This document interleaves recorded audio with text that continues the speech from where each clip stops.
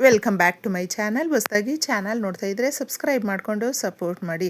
ವಾರಾಹಿ ದೇವಿಯ ಆಶೀರ್ವಾದ ಎಲ್ಲರ ಮೇಲೂ ಇರಲಿ ಅಂತ ವಿಡಿಯೋ ಪ್ರಾರಂಭ ಮಾಡ್ತಾ ಇದ್ದೀನಿ. ನಮ್ಮ ಮನೆಯಲ್ಲಿ ಅಡುಗೆ ಮನೆ ಅನ್ನುವಂಥದ್ದು ತುಂಬ ಶ್ರೇಷ್ಠವಾಗಿರುವಂಥ ಜಾಗ. ನಮ್ಮ ಮನೆಯ ಹೃದಯದ ಭಾಗ ಅಂತ ಹೇಳ್ತೀವಿ.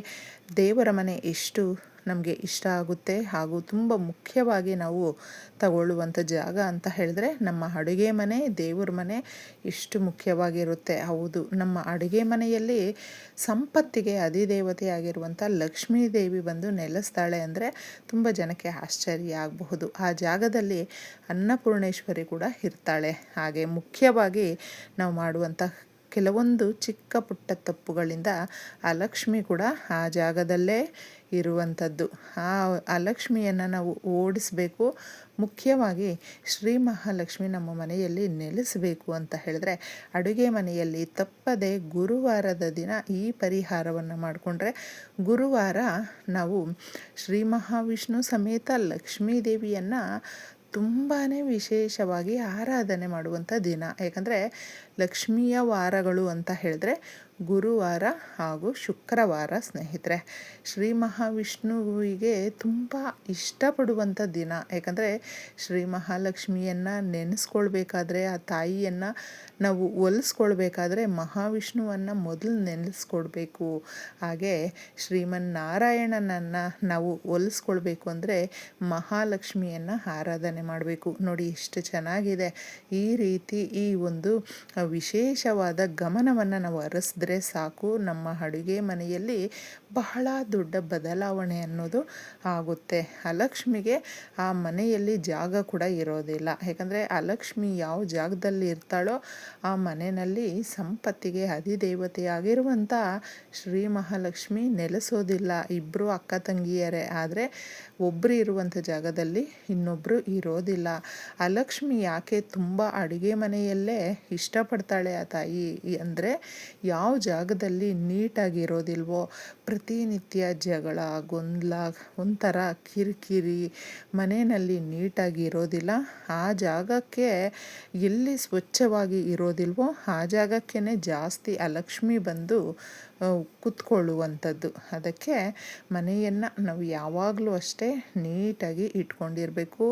ಅಡುಗೆ ಮನೆ ಅನ್ನುವಂಥದ್ದು ನಮ್ಮ ಮನೆಯ ಒಂದು ಏನು ನಾವು ಅಭಿವೃದ್ಧಿ ಬಯಸ್ತಾ ಇರ್ತೀವಿ ನೋಡಿ, ಅದರ ಸೂಚನೆ ಅನ್ನುವಂಥದ್ದು ಸಿಗುತ್ತೆ ಅಡುಗೆ ಮನೆಯಲ್ಲಿ ಸ್ನೇಹಿತರೆ. ಅದಕ್ಕೆ ಅಡುಗೆ ಮನೆಯಲ್ಲಿ ವಸ್ತುಗಳು ಕೆಲವೊಂದು ವಾಸ್ತುಶಾಸ್ತ್ರದ ಪ್ರಕಾರ ನಾವು ಗಮನಿಸೋಕೋದ್ರೆ ಈ ವಸ್ತುಗಳು ಇದೇ ಜಾಗದಲ್ಲಿ ಇರಬೇಕು, ಈ ವಸ್ತುಗಳು ಖಾಲಿ ಆಗಬಾರ್ದು, ಈ ವಸ್ತುಗಳನ್ನು ಸದಾ ನಾವು ಒಂದು ಒಳ್ಳೆಯ ದಿನ ತರಬೇಕು, ಈ ಥರ ಎಲ್ಲವೂ ಕೂಡ ಜಾಸ್ತಿ ಇರುತ್ತೆ.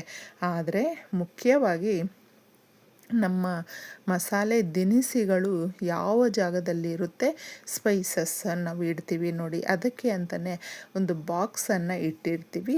ಅದರಲ್ಲಿ ಈ ಮುಖ್ಯವಾಗಿ ಈ ಎರಡು ವಸ್ತುಗಳನ್ನು ನಾವು ಇಡೋದ್ರಿಂದ, ಅದು ಗುರುವಾರ ಇಡೋದ್ರಿಂದ ಬಹಳ ಮುಖ್ಯವಾಗಿ. ಗುರುವಾರ ಅಂದರೆ ಬೃಹಸ್ಪತಿಯ ದಿನ, ದೇವತೆಗಳಿಗೆ ಗುರುವಾಗಿರುವಂಥ ಬೃಹಸ್ಪತಿ ನಮ್ಮೆಲ್ರಿಗೂ ಕೂಡ ಗುರುವೇ ಆಗಿರೋದ್ರಿಂದ ಗುರುಗ್ರಹದ ಒಂದು ಗಟ್ಟಿ ಬಲ ನಮಗೆ ಬೇಕು ಅಂತ ಬಯಸುವಂಥವರು ತಪ್ಪದೆ ಈ ಪರಿಹಾರವನ್ನು ಮಾಡಿಕೊಳ್ಬೇಕಾಗುತ್ತೆ.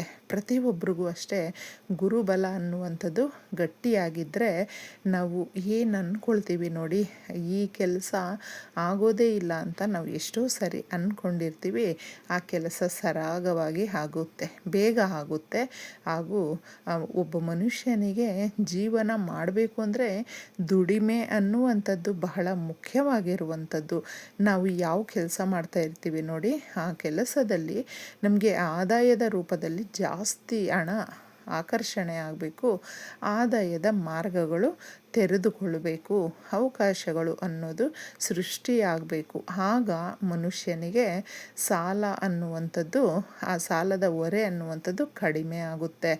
ನಾವು ಯಾವಾಗಲೂ ಅಷ್ಟೇ ಹಗಲ್ಗನಸನ್ನು ಕಾಣಬಾರ್ದು, ದುಡಿಬೇಕು. ಮೈ ತುಂಬ ನಾವು ಕೆಲಸಗಳನ್ನು ಇಟ್ಕೊಂಡು ಕಷ್ಟಪಟ್ಟು ದುಡಿದ್ರೆ ತಪ್ಪದೆ ಭಗವಂತನ ಆಶೀರ್ವಾದ ಅನ್ನೋದು ತಪ್ಪದೇ ಸಿಗುತ್ತೆ ಅಂತ ಹೇಳಬಹುದು. ಅದರ ಜೊತೆ ನಾವು ಭಗವಂತನನ್ನು ಯಾಕಂದರೆ ದುಡಿತಾ ಇರ್ತೀವಿ, ಏನೋ ಕಷ್ಟಪಟ್ಟು ದುಡಿತಾ ಇರ್ತೀವಿ, 6ಕ್ಕೆ ಹತ್ತೋದಿಲ್ಲ, 3ಕ್ಕೆ ಇಳಿಯೋದಿಲ್ಲ. ಅದನ್ನು ನಾವು ಈ ರೂಪದಲ್ಲಿ ಏನಾದರೂ ಸ್ವಲ್ಪ ಬದಲಾವಣೆ ಮಾಡಿಕೊಂಡ್ರೆ ತುಂಬ ಚೆನ್ನಾಗಿ ನಮ್ಮ ಅಕ್ಕಪಕ್ಕದಲ್ಲಿ ನಾವು ನೋಡಬಹುದು ಸ್ನೇಹಿತರೆ. ನಮಗಿಂತ ಎಷ್ಟೋ ಜನ ಕಡಿಮೆ ಸಂಬಳ ತೆಗಿತಾ ಇರ್ತಾರೆ, ತುಂಬ ನಿರಾಳವಾಗಿರ್ತಾರೆ, ನೆಮ್ಮದಿಯಿಂದ ಇರ್ತಾರೆ. ಪ್ರೀತಿ, ಗೌರವ, ವಿಶ್ವಾಸ ಎಷ್ಟೊಂದು ಇರುತ್ತೆ ಅಂದರೆ ಅವರಲ್ಲಿ ಆತ್ಮಸ್ಥೈರ್ಯ ಅನ್ನೋದು ಕೂಡ ಅಷ್ಟೇ ಚೆನ್ನಾಗಿರುತ್ತೆ. ಕೇಳಿದಂಥದ್ದು ಜೀವನದಲ್ಲಿ ಈ ಸಣ್ಣ ಪುಟ್ಟದ್ದು ನಾವು ಕೊಂಡುಕೊಳ್ಳೋದಕ್ಕೂ ಕೂಡ ಕೆಲವೊಂದು ಬಾರಿ ಆಗೋದಿಲ್ಲ. ಖುಷಿಯನ್ನು ಕಳ್ಕೊಂಡು ಜೀವನ ಮಾಡ್ತಾ ಇರ್ತೀವಿ. ಆ ರಾತ್ರಿ ಆಗಲು ಅಂದೇ ದುಡಿತಾ ಇರ್ತೀವಿ. ಏನಕ್ಕೆ ದುಡಿತಾ ಇರ್ತೀವಿ ಒಂದೊಂದು ಸಾರಿ ನಮಗೇ ಗೊತ್ತಾಗೋದಿಲ್ಲ. ಮಕ್ಕಳು ನಮ್ಮ ಮಾತು ಕೇಳಲ್ಲ, ಸಂಸಾರದಲ್ಲಿ ನೆಮ್ಮದಿ ಇರೋದಿಲ್ಲ, ಕೆಲಸದ ಜಾಗದಲ್ಲಿ ಅಭಿವೃದ್ಧಿ ಇರೋದಿಲ್ಲ. ಏನೋ ಒಂದು ರೀತಿಯಲ್ಲಿ ಜೀವನ ಮಾಡ್ತಾಯಿದ್ದೀವಿ ಅಷ್ಟೇ ಅನಿಸ್ಬಿಡುತ್ತೆ. ಅದನ್ನು ನಾವು ಸರಿಪಡಿಸ್ಕೊಳ್ಳೋದಕ್ಕೆ ಎಷ್ಟೋ ಮಾರ್ಗಗಳು ಅನ್ನೋದು ಇರುತ್ತೆ.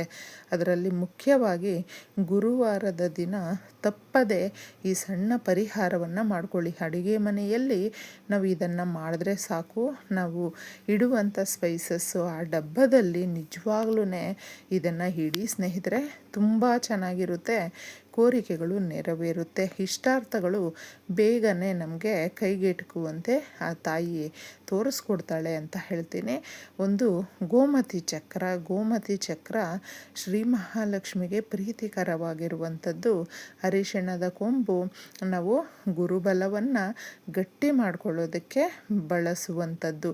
ಈ ಎರಡನ್ನು, ಒಂದು ಅರಿಶಿಣದ ಕೊಂಬು, ಮತ್ತೊಂದು ಗೋಮತಿ ಚಕ್ರ, ಇದನ್ನು ನೀವು ತಗೊಂಡು ಮೊದಲು ಅಡುಗೆ ಮನೆಯಲ್ಲಿ ನಾವು ಗುರುವಾರ ಅಂದಾಗ ಮನೆಯನ್ನು ಸ್ವಚ್ಛ ಮಾಡ್ಕೊಳ್ತೀವಿ, ಸ್ನಾನ ಮಾಡ್ತೀವಿ, ಹೊಸ್ಲತ್ರ ತೊಳೆದು ರಂಗೋಲಿ ಹಾಕ್ತೀವಿ, ಅರಿಶಿನ ಕುಂಕುಮ ಇಡ್ತೀವಿ, ಪುಟ್ಟದಾಗಿ ದೀಪಾರಾಧನೆ ಮಾಡ್ತೀವಿ. ಇದೆಲ್ಲವೂ ಮಾಡ್ಕೊಳ್ಳಿ.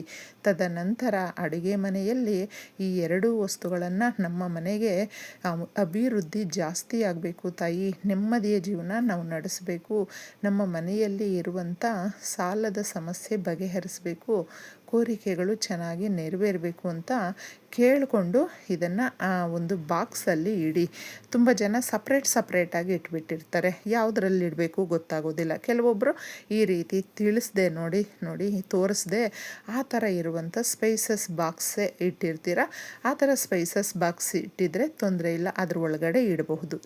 ಸಪ್ರೇಟಾಗಿ ನೀವು ಇಟ್ಟಿದ್ರೆ ನೋಡಿ, ಒಂದು ಜೀರಿಗೆ ಇರುತ್ತಲ್ವ ಅದರಲ್ಲಿ ನೀವು ಇಡಬಹುದು, ಇಲ್ವಾ ಅರಿಶಿಣ ಇರುತ್ತಲ್ವ ಅದರಲ್ಲಿ ಇಡಬಹುದು. ಈ ಥರ ನೀವು ಈ ಎರಡೂ ವಸ್ತುಗಳನ್ನು ಇಟ್ಟು ಕೇಳ್ಕೊಳ್ಳಿ. ಇದನ್ನು ಒಂದು 3 ತಿಂಗಳು 6 ತಿಂಗಳು ಇರಬೇಕು. ಅದನ್ನು ಮತ್ತೆ ತೆಗೆದು ನೀರಲ್ಲಿ ಬಿಟ್ಟು ಹೊಸದಾಗಿ ನೀವು ಮತ್ತೆ ಈ ಥರ ಒಳ್ಳೆಯ ದಿನ ಇಟ್ಕೊಳ್ಳಿ. ತುಂಬ ಚೆನ್ನಾಗಿ ಬದಲಾವಣೆ ಆಗುತ್ತೆ, ನೀವೇ ಕಣ್ಣಾರ ನೋಡಬಹುದು. ಎಲ್ರಿಗೂ ಒಳ್ಳೆಯದಾಗಲಿ.